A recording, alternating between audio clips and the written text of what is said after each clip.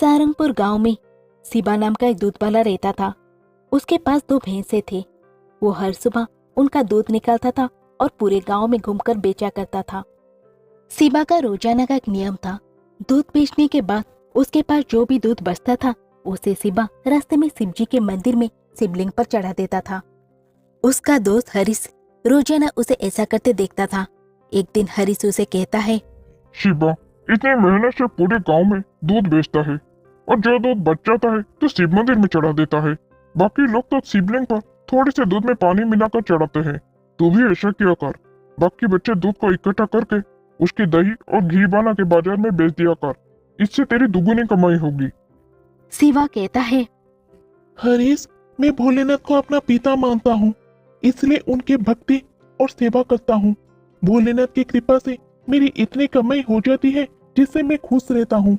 शिवा हरीश की बात पर ध्यान नहीं देता। वो नियम से ही रोजाना दूध चढ़ाने का कार्य करता रहता था।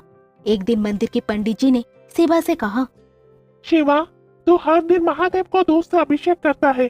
तेरी क्या मनोकामना है जिसके लिए तू ये सब कर रहा है? पंडित जी, मुझे भोलेनाथ से कुछ नहीं चाहिए।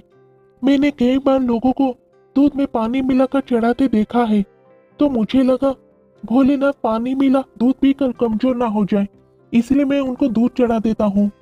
अच्छा, फिर ठीक है। एक दिन गांव में तेज बारिश हो रही थी। बारिश के कारण शिवा दूध बेचने नहीं जा सका।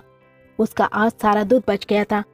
फिर उसने सोचा, आज कितना दूध बच गया है, मैं इसे शिवलिंग पर चढ़ाता हूँ।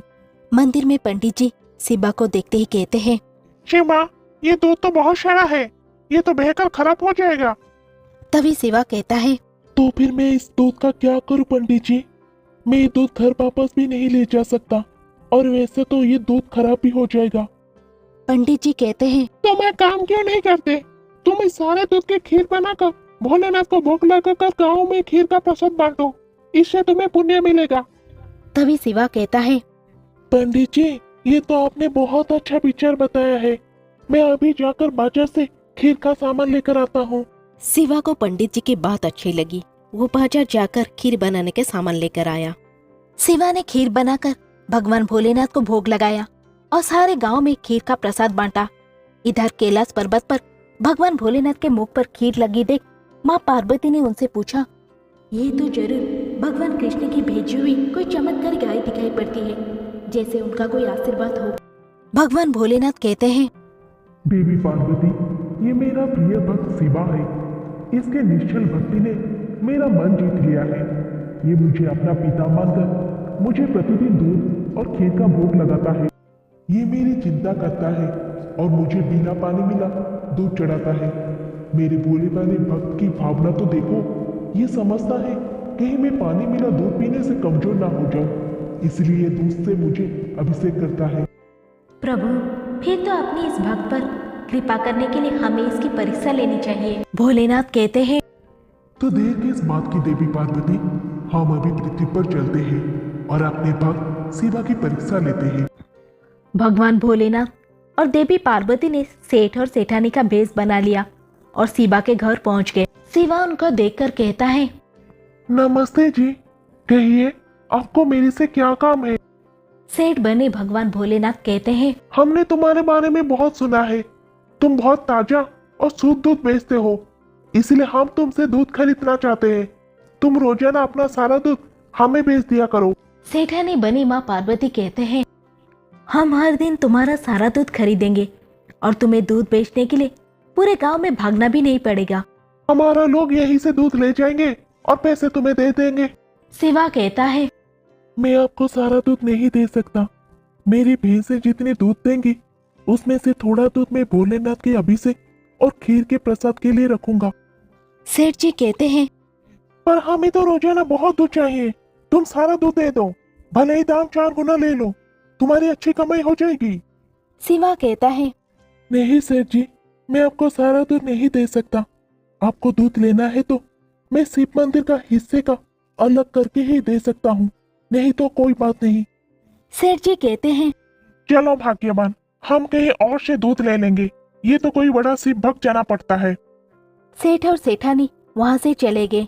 कुछ दूर जाकर उन्होंने एक गरीब ब्राह्मण का भेष बना लिया।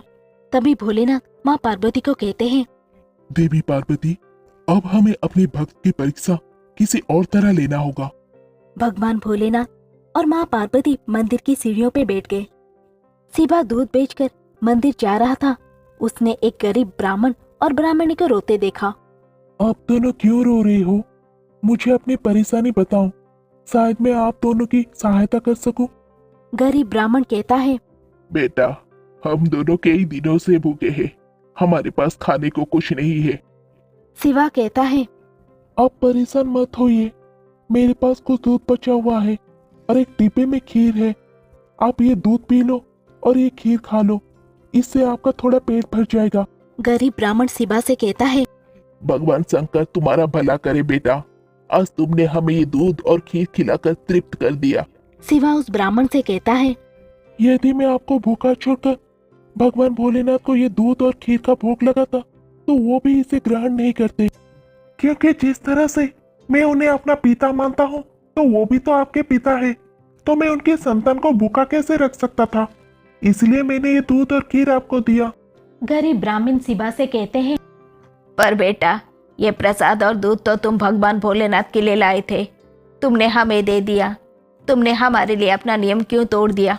शिवा की भोले भाले और पवित्र बातों को सुनकर भगवान शंकर और माँ पार्वती अपने असली रूप में आ जाते हैं। उन्हें देखकर शिवा उनके चरणों में गिर जाता है। भगवान भोलेनाथ शिवा से कहते हैं, शिवा, मैं तुम्हारी सच्ची भक्ति से बहुत प्रसन्न हूँ, मांगो, क्या मांगते हो? शिवा कहता है, प्रभु, मुझे आपके भक्ति के सिवा और कुछ नहीं चाहिए। मुझे आपकी भक्ति करके जो खुशी मिलती है उससे बढ़कर मेरे लिए और कुछ भी नहीं। भगवान भोलेनाथ कहते हैं, शिवा, तुम मेरे सच्चे भक्त हो। आज के बाद तुम्हारे जीवन में कोई दुख नहीं रहेगा। मेरा आशीर्वाद सदैव तुम्हारे साथ रहेगा। शिवा को अपना आशीर्वाद देकर भगवान भोलेनाथ और माँ पार्वती अंतर्ध्यान हो जाते हैं। उस दिन के बाद शिवा का जीवन सभी प्रकार सुखों से भर जाता है।